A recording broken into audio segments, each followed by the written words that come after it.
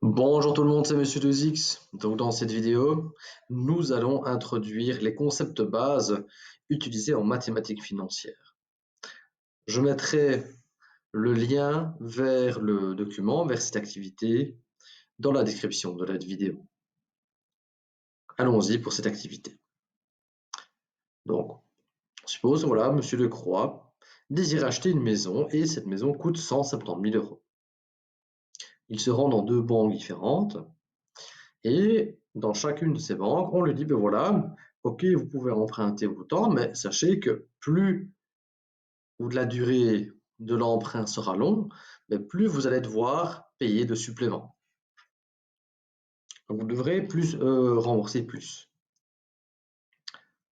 À la banque numéro A, enfin numéro A, la banque A, on lui propose un contrat sur 25 ans et chaque année, le montant qu'on doit rembourser est augmenté de 2%, mais calculé sur le montant de départ, donc les 170 000 euros.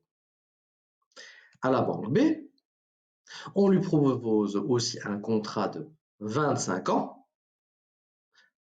et chaque année, le montant à rembourser est augmenté de 1,75%, mais non pas sur le montant de départ, mais sur le montant que M. Lecroix devrait rembourser l'année d'avant. La question, c'est naturellement, mais chez qui est-ce que M. Lecroix devrait se rendre? À quelle banque M. Lecroix doit se rendre afin de payer le moins possible? Alors, on va analyser tout d'abord le contrat numéro A. Et moi, je vais tout présenter sous forme de tableau. Ce sera plus simple. On va analyser année après année. Et on va utiliser une notation, la notation des suites de nombres, donc vraiment à pic. C'est vraiment quelque chose qui va être très pratique. Et donc, on va noter par C indice N le montant que M. Lecroix devra payer après N années. Alors, à l'année 0, c'est donc aujourd'hui. Alors, est-ce que M. Lecroix a quelque chose à rembourser cette année-ci, aujourd'hui? S'il le rembourse, qu'est-ce qu'il devrait rembourser alors? C'est 0. C'est donc le montant initial. Ce serait donc 170 000 euros qu'il devrait rembourser. Pourquoi? Parce que, est-ce qu'il y a un supplément? Non. Vu que les suppléments ne commencent qu'à être calculés à partir de l'année prochaine. Si on est vraiment, aujourd'hui, on est à l'étape initiale. Et donc, au total, qu'est-ce qu'il devrait calculer? Qu'est-ce qu'il devrait rembourser? Eh bien, il devrait rembourser 170 000 euros. Donc, 170 000 euros, c'est le montant qu'il devrait rembourser cette année-ci. Alors, que se passe-t-il après un an? À l'année numéro 1. Donc, c'est un an après la signature du contrat. Quel est le montant qu'il devra rembourser? Qu'est-ce qu'on va devoir calculer? Mais nous, dans notre notation, c'est C1 qu'on va calculer. Le montant à rembourser après un an. Est-ce qu'il y a un supplément? Ici, oui, il y a un supplément. Comment est-il calculé? On nous dit dans l'énoncé que ce supplément vaut 2% du montant de départ. 2% du montant de départ, c'est donc 2% de 170 000 euros. Et 2% de 170 000, c'est donc 3 400 euros.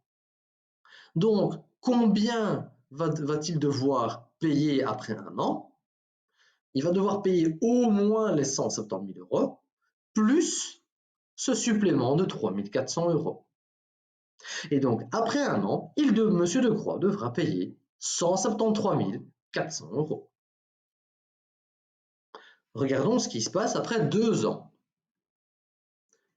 Comment va-t-on écrire ce que M. Lecroix va devoir rembourser après 2 ans?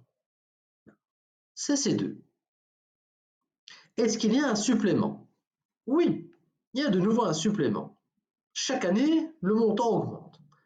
Ici, le supplément vaut combien? De nouveau, on nous dit dans l'énoncé que c'est 2% du montant de départ. Si c'est 2% du montant de départ, ben c'est de nouveau 3 400 € qu'on va devoir ajouter. Et donc, C2, c'est donc au moins le C1, le montant à payer la période précédente, plus ces 3 400 €. Monsieur Decroix devra donc payer 176 800 €. On va encore faire une étape. Donc, qu'est-ce qu'on va devoir calculer? On va devoir calculer C3, le montant à rembourser après 3 ans. Est-ce qu'il y a un supplément? Oui, il y a un supplément. Mais de combien?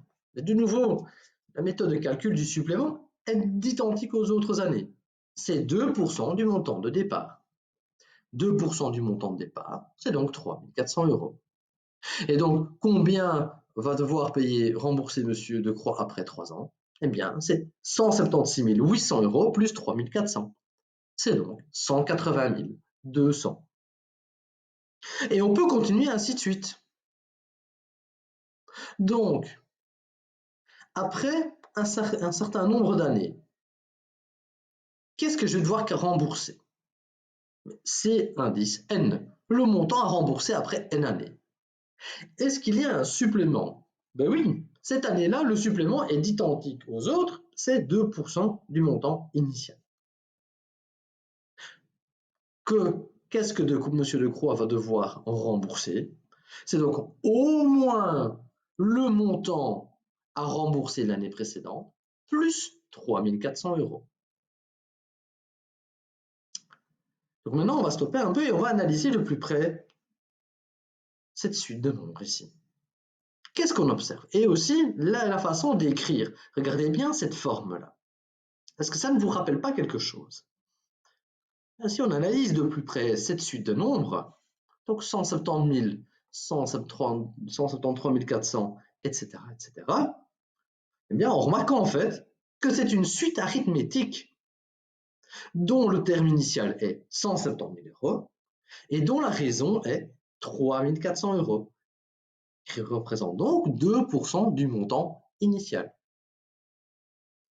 Donc, afin de calculer le montant remboursé après 25 ans, dans 25 ans, ce qu'on va faire, c'est qu'on va faire ce qu'on fait d'habitude avec les suites de nombres. On va rechercher la forme explicite et on va calculer le 25e élément de la suite.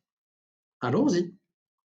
Donc, la forme explicite d'une suite arithmétique, je mettrai le lien vers la vidéo, on sait qu'elle s'écrit sous cette forme. Mais on sait que ces 0, c'est 170 000 et que la raison de la suite, c'est 3 400. Et donc, par conséquent, nous pouvons calculer le montant à rembourser après 25 ans. Donc, on doit calculer C25. Et donc, on va remplacer le N par 25.